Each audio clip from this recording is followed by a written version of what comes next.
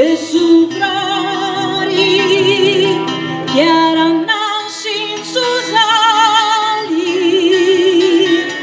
in sa vita, in sa morti de pigherai.